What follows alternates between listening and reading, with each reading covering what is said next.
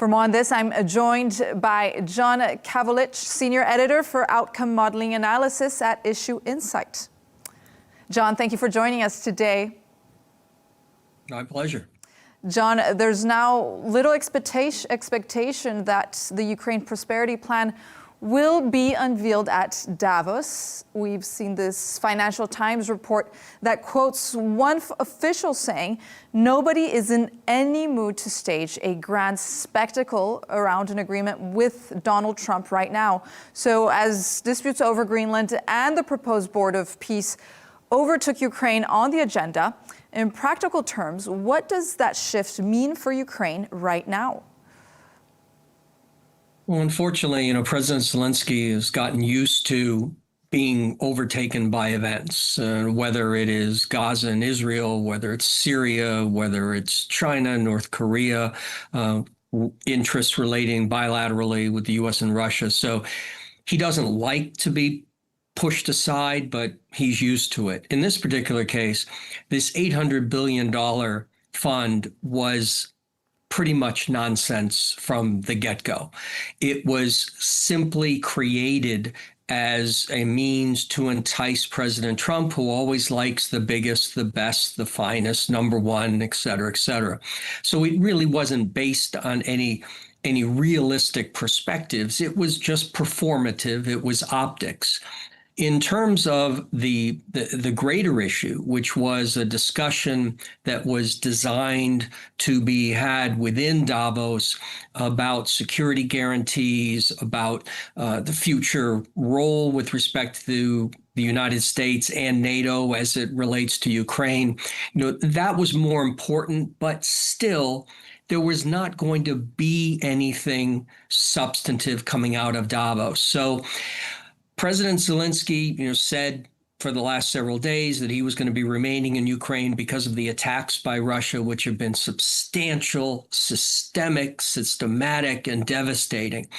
And that was the right call.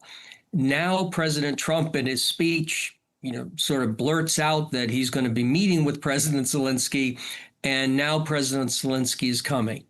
I think is a mistake for President Zelenskyy to go. He should stay in Ukraine because he's going to come away disappointed because, as you pointed out, the focus is on Greenland, the focus is on Donald Trump, and there really isn't room right now for a discussion about Ukraine.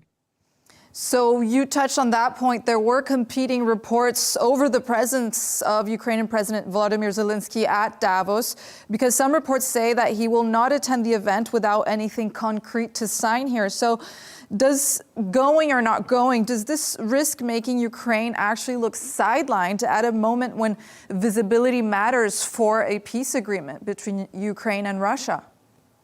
Well, they are sidelined.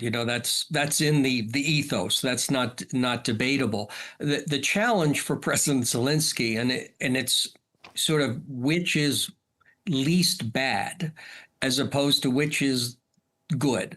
And that is President Trump now name dropped him in this speech with, "I'm meeting with him." So now President Zelenskyy is in the position of, if he doesn't go, he potentially slights President Trump, and President Trump, as we know, is incredibly fragile when it comes to how he interprets being embarrassed. And so for a head of state to not come when Donald Trump has said he's been summoned, that risks even worse results for President Zelenskyy. So he's in just an awful choice, he's got an awful choice to make, which is show up knowing that he's not going to get what he wants after he said he's only going to show up if he gets what he wants, and knowing that President Trump is really just interested in the performative because he's more focused on Greenland.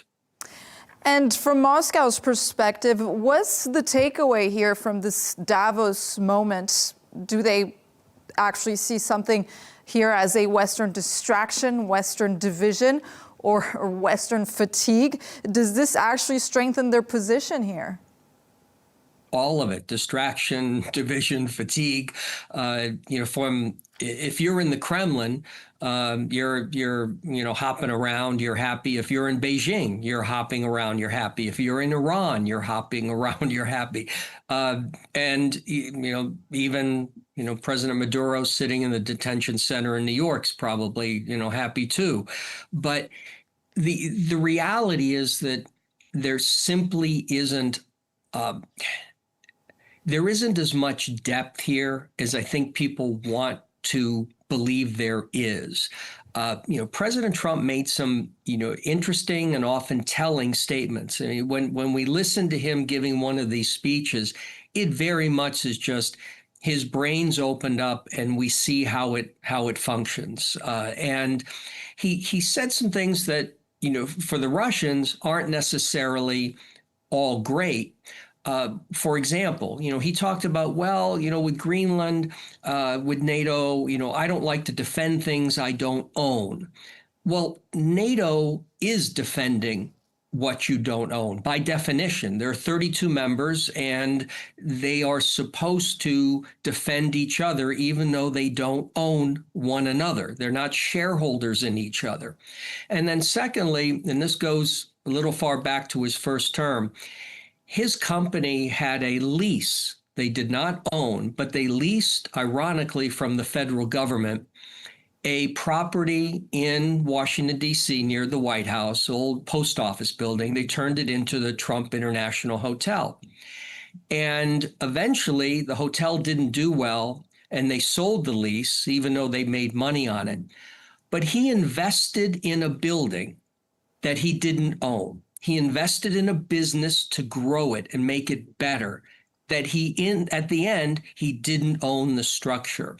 So Greenland, there is in his history an example and multiple examples of where his company has leased, not necessarily owned, property, and they will improve it and they will find ways to maximize its value. So I think eventually we'll see, a solution to Greenland that may not be far away from how he operated his businesses. Exactly. He's pushing on his business plans into his political ones, using most of his strategies there. But also the U.S. Special Envoy Steve Witkoff is set to travel to Moscow on Thursday for talks with President Putin. This meeting is reportedly taking place at Russia's request, which is actually unusual at this stage. So what does this tell us about the current state of the peace process? And realistically, what should we expect out of these talks? Well, the invitation isn't unusual because there have been meetings between Mr. Kushner, Mr. Witkoff, Mr. Kushner, Mr. Dmitriev, and others. So it makes sense that you're going to extend an invitation because everyone's at Davos. It's a short flight, Switzerland to Moscow. Mr. Witkoff has his plane. He's there. He's been meeting with Dmitriev as Mr. Kushner. And so it isn't, I don't think anyone should read an awful lot into it. For President Zelenskyy, it's always uncomfortable when he knows that he's meeting with President Trump, he's meeting with Mr. Witkoff, he's meeting with Mr. Kushner, and then two of them are off to Moscow. And then he likely knows that President Trump's going to be speaking to President Putin after the discussion. So he always feels, whatever he says could, in essence, disadvantage him. But the Russians, as people just seem to forget this 20-point plan that President Zelenskyy continues to talk is 90% complete. How can it be 90% complete if three issues remain: territory, security guarantees, and compensation for Ukraine? Now, without the real estate, without Russia controlling 20% of Ukraine, all the rest of this doesn't matter, because it's only by controlling the real estate that President Putin is attempting to meet his goals and his objectives.